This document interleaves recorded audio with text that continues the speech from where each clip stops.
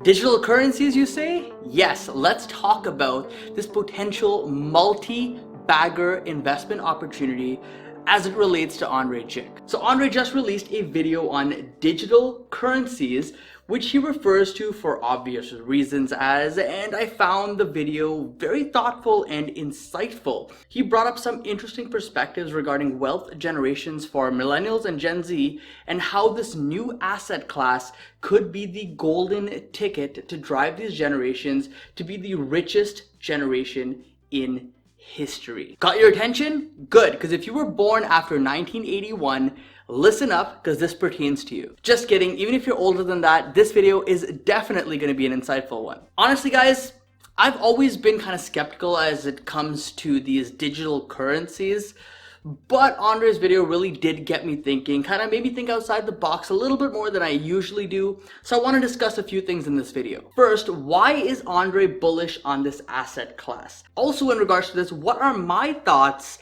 on the points that he discussed in this video? Secondly, how is this asset doing today? Let's discuss that a little bit. And then finally, I'll share my personal thoughts and if I am planning to buy any part of this asset. Now, if I could just ask you to take a second and drop a like for this video down below, helps the channel out tremendously. But regardless, watch the entire video here because it's going to give you a different perspective from my usual videos and something I haven't really discussed, like I said, on the channel. So you'll definitely come out of this more knowledgeable on this asset class and what changes are happening in the world as it pertains to this. So let's get into it. We're first going to talk about why is Andrei bullish on digital currencies, and building on this, what are my personal thoughts on this? So essentially, in my opinion, the whole point of Andrei's video was to kind of explain his perspective on why he's bullish on this possible multi-bagger opportunity, which is digital currencies. And he strongly believes that this is the golden ticket for Millennials and Gen Z to build massive amounts of wealth over the coming years. Now, the reasoning in his video is because of some big changes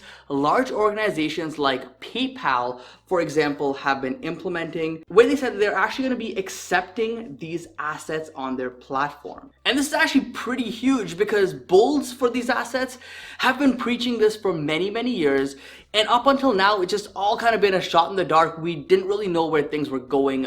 But to have an organization like PayPal say, hey, we're supporting this, that's a big deal. Most large financial institutions, banks, have ignored this or pushed away from it, but we're starting to see these new age companies, if you will, like PayPal and Square, start to adopt and embrace this asset. And really what this does is it does two huge things for investors in this space.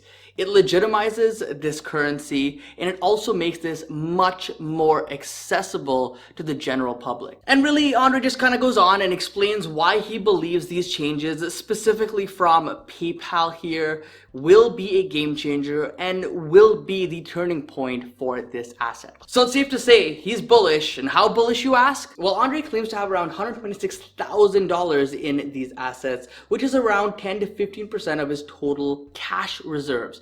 Now, I'm guessing this is a small portion of his overall net worth. However, over 100 grand in these assets is a statement, no matter what way you slice it. So that definitely gives you an idea of what he is excited about for the future here. Now, I personally have kind of shied away from discussing this topic on the channel because it kind of gets very scammy, spammy, and sketchy real quick. And quite honestly, I didn't really have an opinion one way or the other when it comes to these digital currencies. But I'll be honest, after watching his video and doing some of my own research, it really got me thinking, why am I not considering this asset? Why haven't I put a portion of my portfolio into this digital currency asset class? I'm sure a lot of you watching feel the same. I'm sure a lot of you watching are also very skeptical when it comes to this space, and rightfully so. It's a very speculative investment. But what I'm actually going to do in a few minutes here is actually share with you what I plan to do, so stick around. Now, the reason that I believe a lot of people don't use this asset today is because of lack of availability.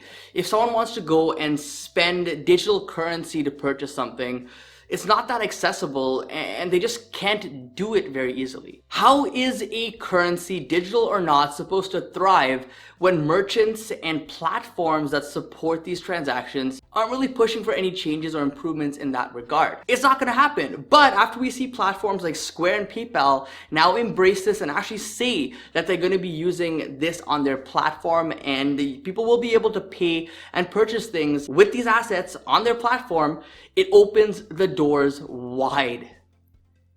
It honestly just opens the door wide open.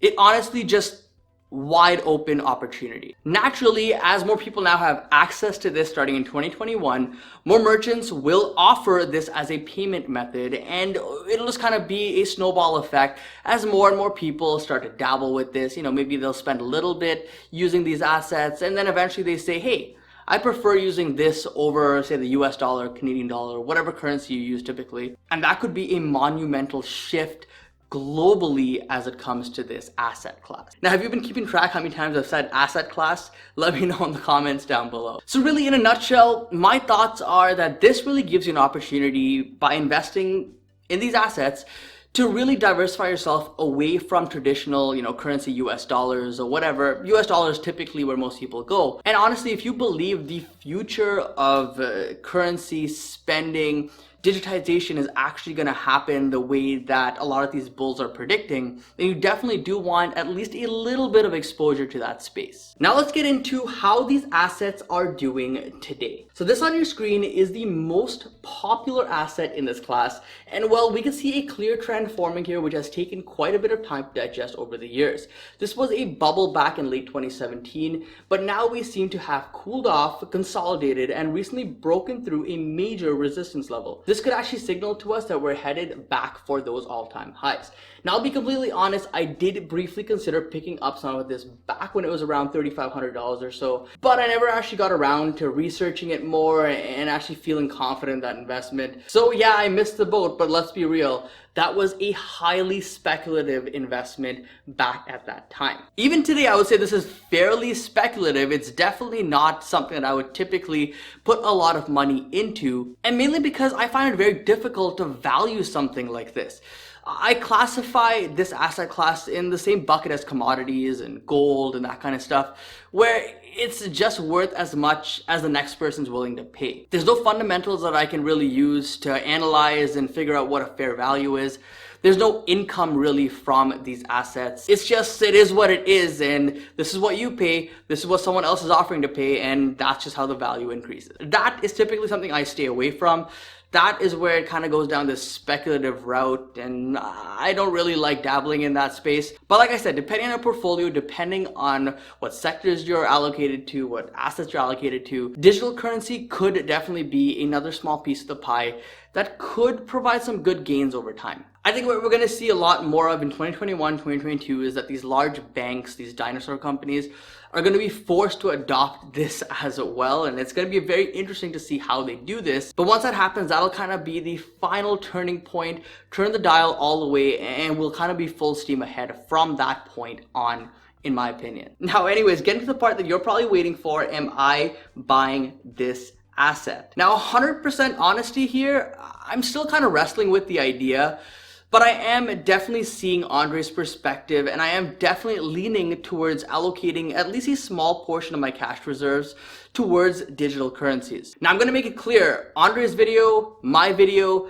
other financial YouTubers' videos, they're not financial advice. It's just our opinion that we're sharing, just our perspective that we're sharing. So while it may look like I'm following Andrei, I've done a lot of research on the side on my own as well. And if I do end up making a decision to purchase some of these assets, it'll completely be on me and my decision solely. So just keep that in mind if you are considering getting some exposure to these assets.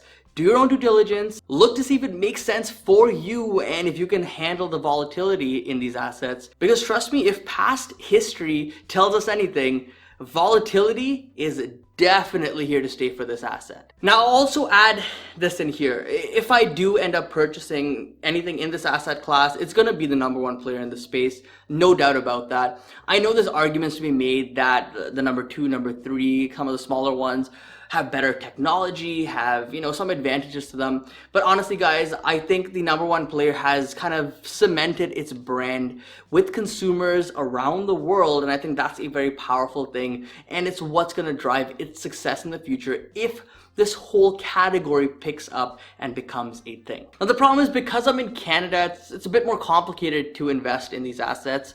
Last I checked a couple years ago, it wasn't very easy to sell out if I chose to sell out of these positions, and I didn't really like that uncertainty there, so I chose to just stay away from it at the time.